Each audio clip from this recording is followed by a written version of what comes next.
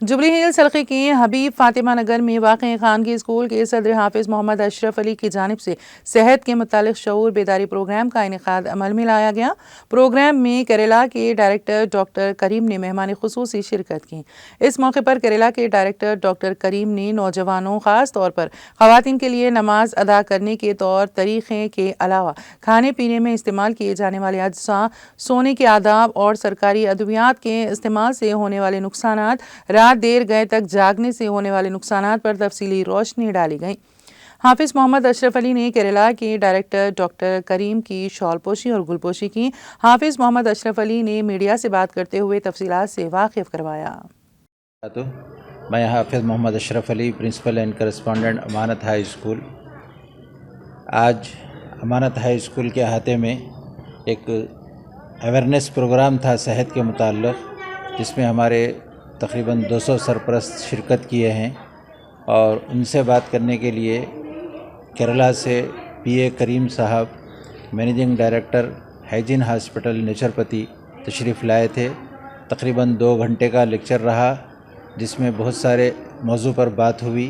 اہم بات یہ تھی کہ آج ہمارے طرز زندگی بدل چکا ہے، کھانے میں تبدیلی لانا ہے، رہن سہن میں تبدیلی لانا ہے، اٹھنے اور سونے کے پروگرام کو اپڈیٹ کرنا ہے، تب کہیں جا کر ہم گولیوں سے چھٹکارا حاصل کر سکتے ہیں۔ اس وقت صحت کے مسائل سے ہر کوئی پریشان ہے، کون سی بھی عمر کا آدمی ہے، 20 سے 25 سال، 35 سے 40 سال، 50 سے 60 سال کے، ہر کوئی کچھ نہ کچھ چھوٹے موٹے بیماریوں میں ملوث ہیں، پریشان ہیں۔ ان کے لیے بہت اچھا میسج تھا آج کہ اپنے طرز زندگی کو کیسے بدلا جا سکتا ہے۔ تو الحمدللہ بہت سکسیسفل پروگرام رہا، بہت سارے لوگوں نے اس سے فائدہ اٹھایا۔ انشاءاللہ کل بھی صبح میں اور پروگرام ہے۔ سر، یہ جس کے لیے کھانے پینے کے تعلق سے کیا بتائیں؟ جی، ان کا بتانا یہ تھا کہ ہمارا طرز زندگی میں جو تبدیلی لانا ہے وہ ہے کھانے پینے کا اہتمام یہ ہو کہ 2 ٹائم فروٹ کھائے، بغیر پکا ہوا کھائے، ایک وقت پکا کر کھائیں، تو اس سے خود بخود موٹاپا کم ہوتا، شوگر، بی پی کے اور تھائرائڈ کے پیشنٹس کو بہت فائدہ ہوتا۔ اس کو اگر ہم اختیار کریں تو بہت نفع ہونے والا ہے۔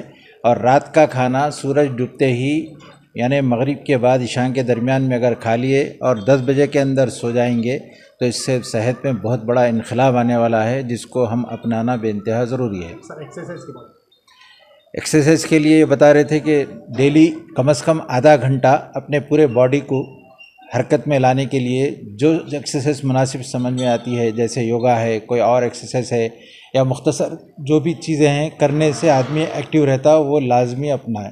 سر، نماز کے میں ایکسرسائز ہوتا ہے، نماز کے تعلق سے تو پھر اصل بات کی طرف تو سر ڈاکٹر صاحب متوجہ کر رہے تھے کہ 5 وقت کی نماز میں بے انتہا آپ کی ایکسرسائز بھی ہو رہی ہے، عبادت بھی ہو رہی ہے، تو اس لیے اہتمام سے اگر جلد سوئیں گے عشاء کے ساتھ ہی تو فجر کی نماز کو جاگیں گے، فجر کے 2 رکعت نماز اگر اہتمام سے اگر ادا کریں گے تو یہیں سے آدمی کا فٹنس کا آغاز ہوتا۔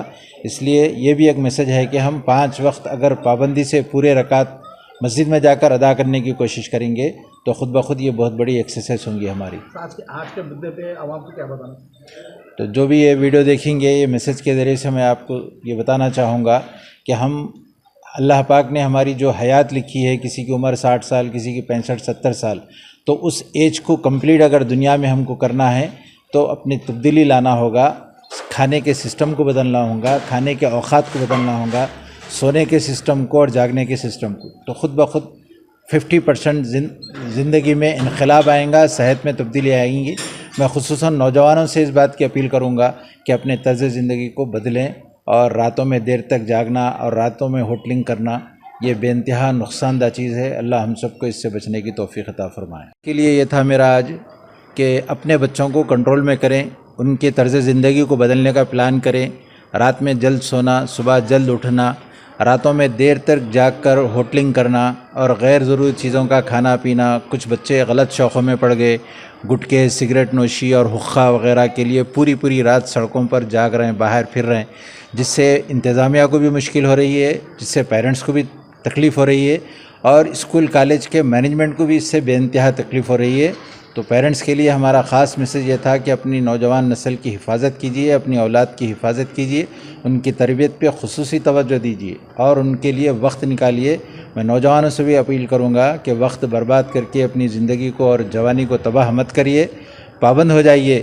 10 بجے رات کو سو جانا اور فجر کی نماز کو اٹھنے کا اگر معمول بنا لیں گے تو انشاءاللہ کوئی بیماری آپ کے قریب نہیں آئیں گی. اللہ ہم سب کو توفیق عطا فرمائے.